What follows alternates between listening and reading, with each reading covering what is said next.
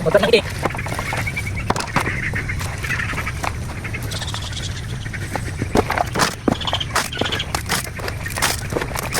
Bi!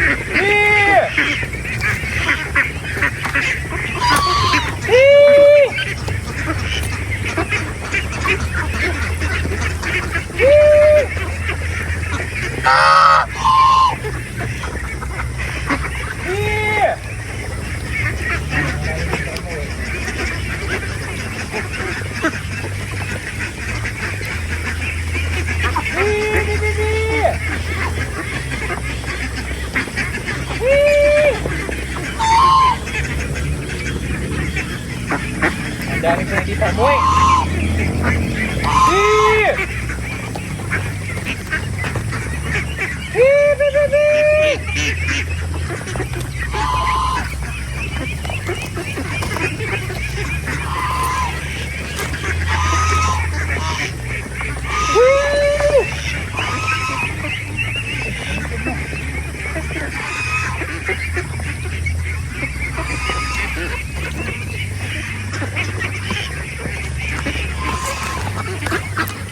Guys, may good news po ako. Ayan, nahabol sila ng gansa, pero ito, na-amaze ako pagdating ko dito.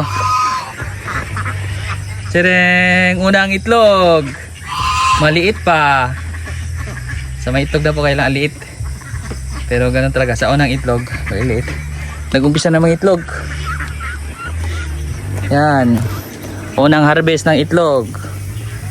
Wow, nice. Kaya lang po may napansin ako dito. Ayan oh, may patay na itik. Nangyari dyan, naipit. Mabaho na, naipit siya. Natin ibaon yan. May good news at may bad news. Pero natural lang yan, pa isa-isa lang naman yan. Yung namatay itik natin. Yung gansa, inipon, sinali ko na rin dito. Ayun yung gansa. Tapos yan, konti lang nakikita natin itik ngayon, gumagala na. Andun sa damuhan yung karamihan. Ang lakas na po nilang gumala. Ayos. Yan, may patay pong itik. Binabaon ko naman yan dito sa puno ng mga tanim natin. Tuloy dito, may tanim pong saging. So dito lang natin ibaon para yung fertilizer ng saging.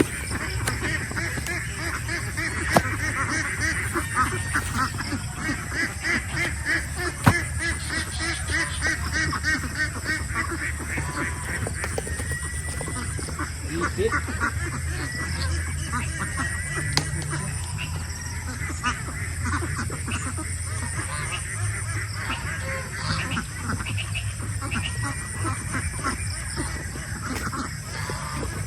Ito po, naipit. Kaya di siya nakagalaw. Ito na malayan.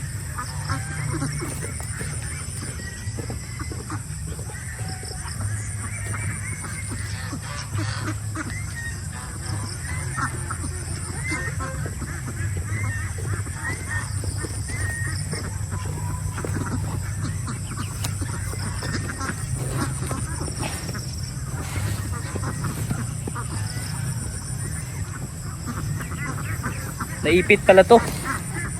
Ipit siya sa kahoy, kaya di siya nakagalaw. Hanggang sa namatay siya doon. Matagal na siguro siya nakaipit doon. Puntahan ko na yung mga itik, sasabuyan ko na lang ng pagkain. O ayaw nilang umuwi. Itong kainan nila, lagyan ko na rin. Para pag may umuwi dito, kakain. Marami kasi nasa galaan.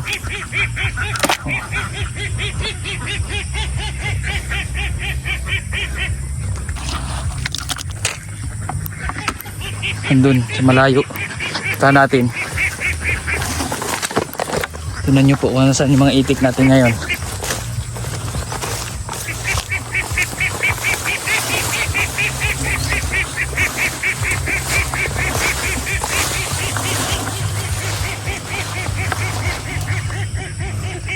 Madalas sila, nandun yan sila sa dulo.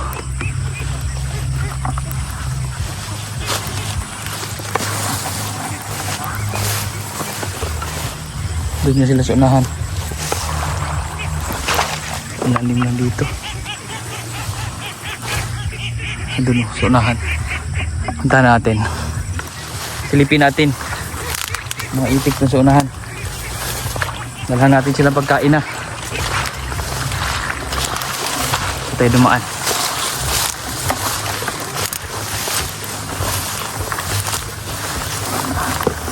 So yan po yung mga itik na matakutin. Tignan natin dito, makakadaan tayo dito.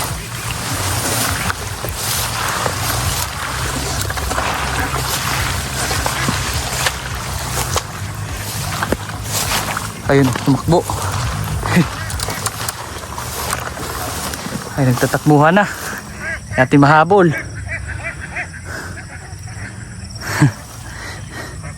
Sa kabila. Yan ang mga itik ko. Subuyan natin silang pagkain. Bee! Ayan. Kain yan. Bee! Diyan na natin sila sabuyan. Yung wild na yung mga itik ko. Oh, hindi na uwi. Para lang makain, dinalahan ko na sila dito. Oh. Diyan na lahat, yung iba nandun pa. Oh, doon sila galing, yung bahay nila. Ngayon nandito sila, dito sila tumatambay. Siguro mas panatag sila dyan. Oh. Saboy ko na lang dyan. Magaling naman yan sila manguha ng pagkain. Huli lang natin, hindi magutom.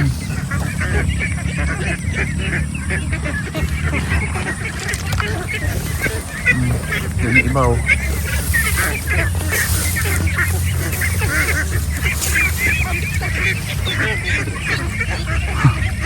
Naging wild na, matakotin ng itik. Ayaw nila sa tao. Oh, ayan. Yung iba nandun sa dulo. Yan lang, at least hindi naman sila nakakalayo kasi nakalambat naman to. Siguro isa sa dahilan yan, nilagyan ko kasing gansa.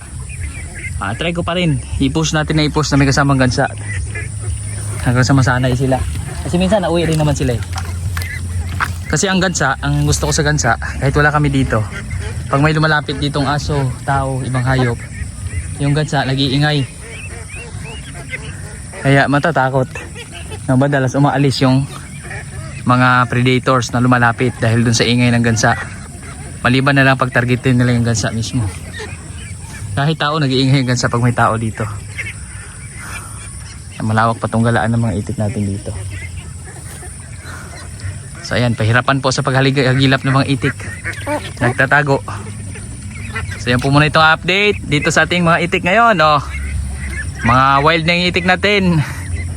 At muli po sa inyo lahat, maraming salamat po sa inyong panonood. Ito po yung update natin ngayon sa mga itik.